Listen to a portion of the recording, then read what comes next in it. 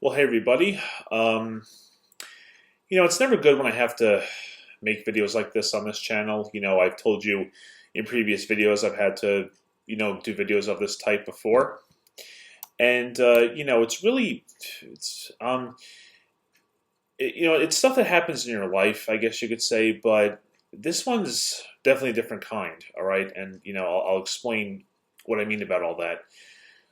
So I guess I'll just get right into the main point here and not, just keep leading you on as to what it is, all right? I don't feel that would be the right thing to do here.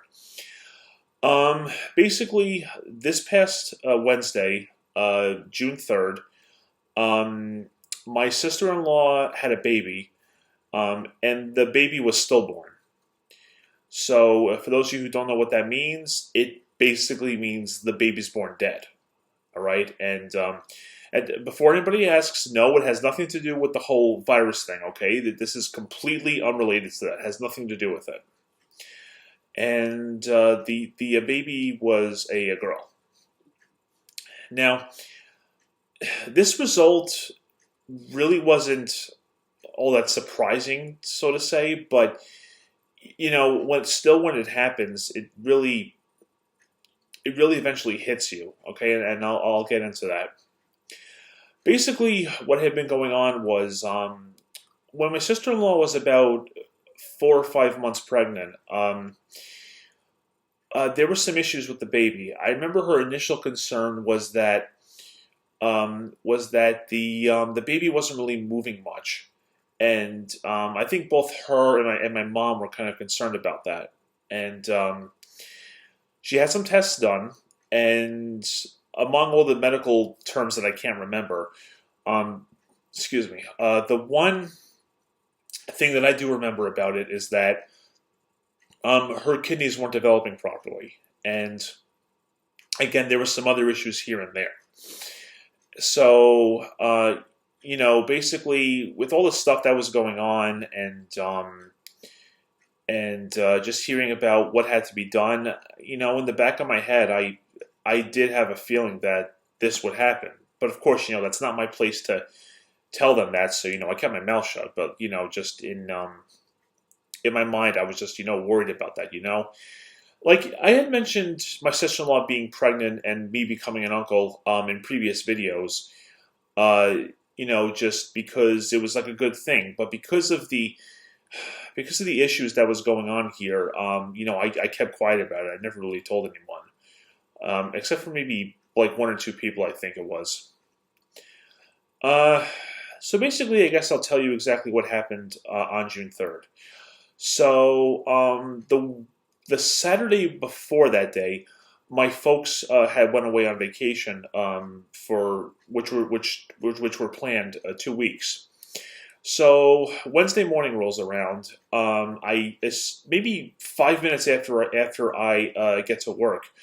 My sister-in-law texts me and she asks me if I'm working, and I was like, yeah, well, yeah, I am. What's going on?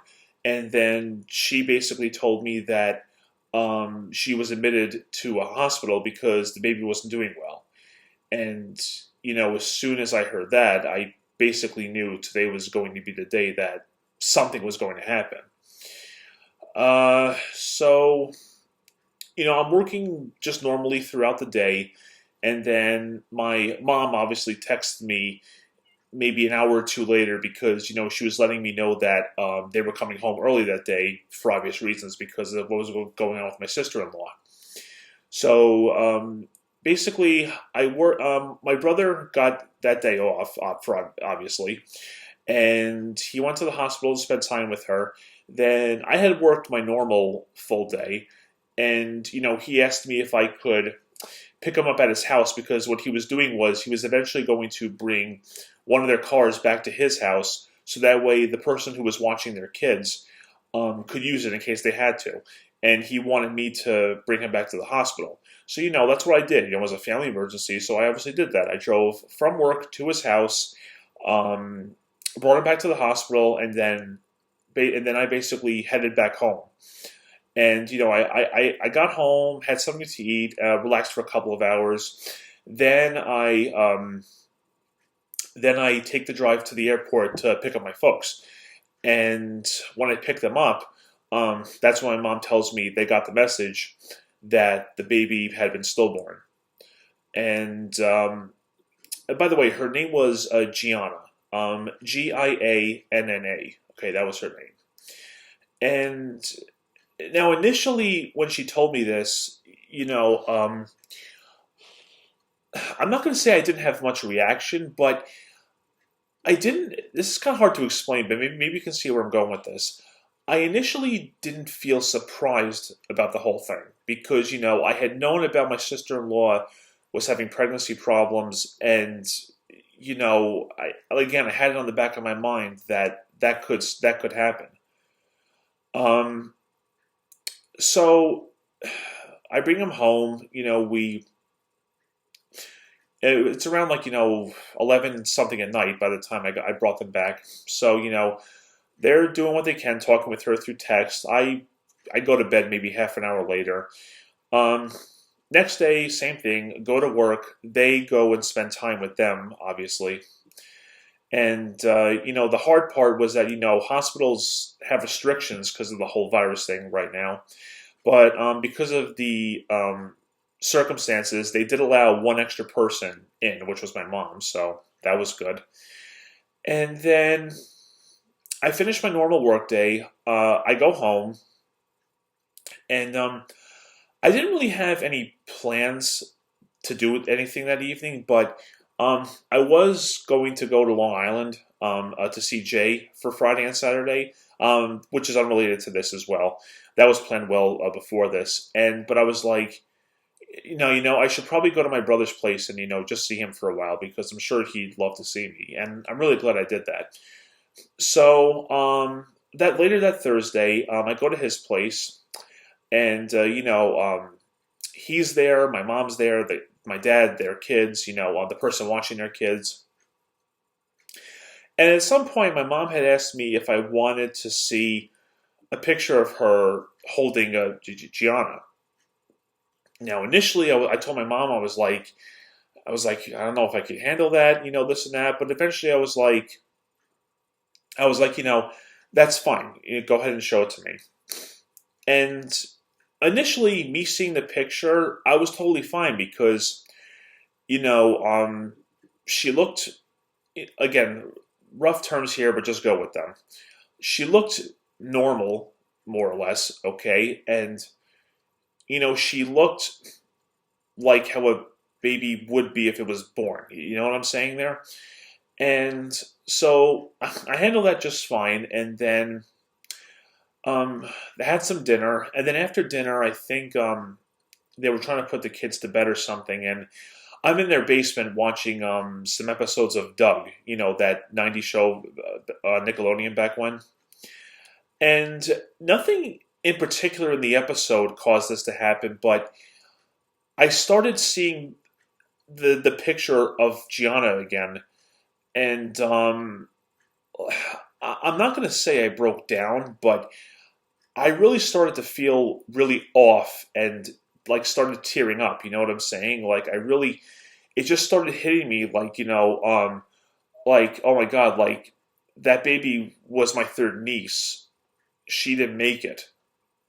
You know, and just all those thoughts going through my head, and just really not thoughts. That was the facts going through my head. It just really started to really make me tear up and just feel bad about the whole thing. And but I spent some time with my mom as she was putting Matthew to bed. Matthew's my nephew, for those of you who don't may not remember. And again, I just I was wiping tears off my eyes. I was like just realizing the whole situation, and just it took me a little while to realize the whole thing about what was going on with everything. You know. So I pretty much I don't. The thing was, I don't regret seeing those pictures honestly because it's honestly good that I saw her. It's probably good that I got those feelings out. It's good that it's good that I started feeling the way I did. Even if it was a couple of, not a couple of days, like a day later. it's good that I did all that because, it's good to get emotions and feelings out. It's good to not, hold them in. And a couple of friends had told me too that, it's a sense of closure. And honestly, they're right. It's not going to bring her back, but, um, just it, like, again, it's a sense of closure. I don't really know where to go beyond that, honestly. So, I get those emotions out. I talk to my mom. Her and my dad head back home. I spend about maybe an hour or two talking to my brother in the basement, and basically, just talking about the whole thing. He and I are also talking about some good things. We're smiling, we're laughing. So it's a good thing you can really do in this situation. And I kept asking, how Heidi was, my sister-in-law, and she was doing better, this and that. And um, some of you may wonder, if about kids in the future. Unfortunately, she had to have a hysterectomy done after this. Just I'm not going to go into the details why she had to, but just trust me, she had to. All right, and I try to talk to my brother. I also let him know that um, as best I could, at least he has three other kids who are doing very well. In fact, one happy moment is that Nadia is going to be turning 5 later this month, so that's nice. And I try to do what I can to keep myself positive, him positive, best I can, and just you do what you can in these situations. But those feelings I had when I realized that Gianna had passed, all right, there's that saying that, it's hard for a kid to lose a parent, but a parent losing a kid is so many times worse, all right? As an uncle, I can tell you that that saying is 200% true, okay? Even as an uncle, I was getting those feelings myself because, I love my nieces and nephew very much.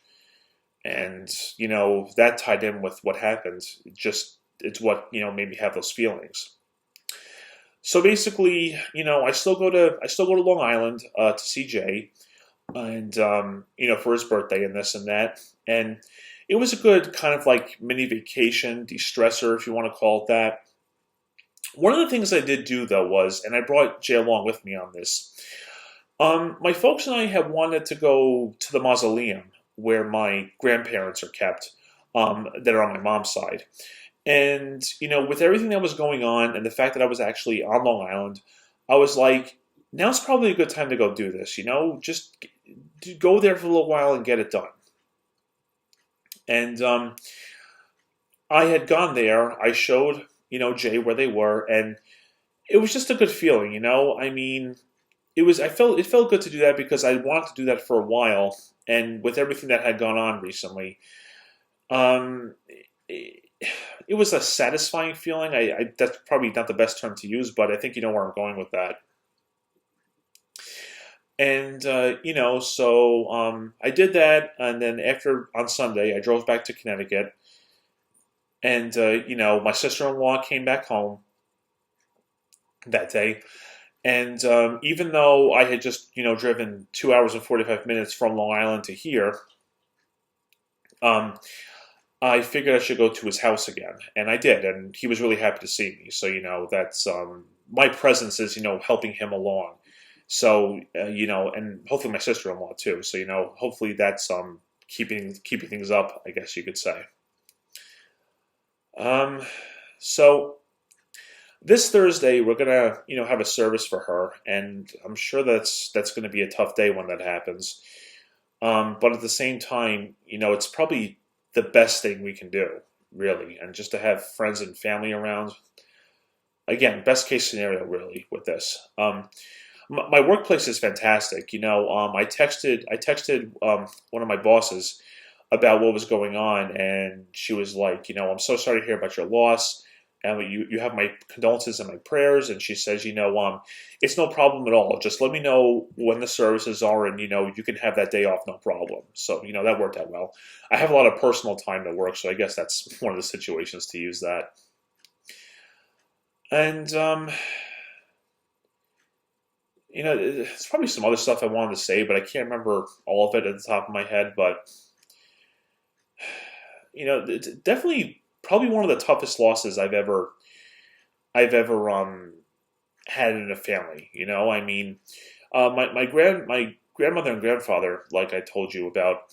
My grandmother died in '99 when I was 11, and my grandfather died in 2000 when I was 12. So I mean, I was still a kid when that happened. So that was definitely tough on me.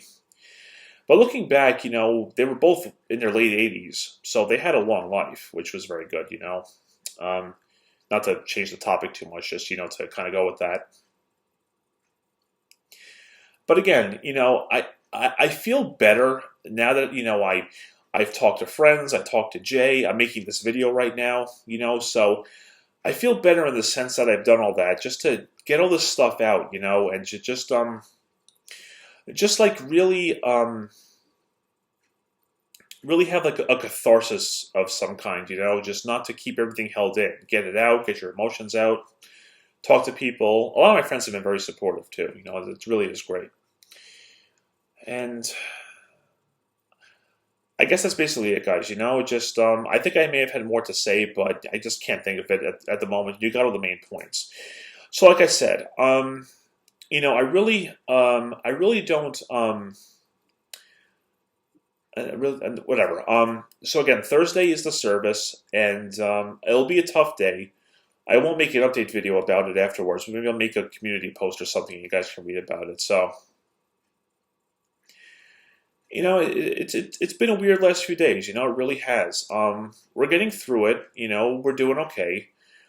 Um, and we're just doing what we can to keep things going. It's simple as that. It's again like losing a baby. Whether it's your daughter or in my case, my niece. It's not easy. Especially with how much I love my nieces and my nephew again. Just that really that really makes it just a very tough thing. And you have to accept it. You have to deal with it. You just got to think of any positive thing you can. Like I said before, talk to friends, make videos, just get it out there. So maybe I'll make community post updates as to how everyone is down the road. No promises on that, but maybe I will, all right? But I guess that's it, all right? So services this Thursday. We're getting through okay. I got my emotions and feelings out with everything. And we're moving along, all right? So we'll see where things go from here. And, I am fortunate to have become an uncle 3 times in 2013, 2015, and 2018. And, just keep positive. That's all you can do, and just, we'll get through it. We will. And we're getting better, and just do what you can. Friends and family matter the most. Having support is very good. And I guess that's it, everybody, all right? Thanks for watching. Take care.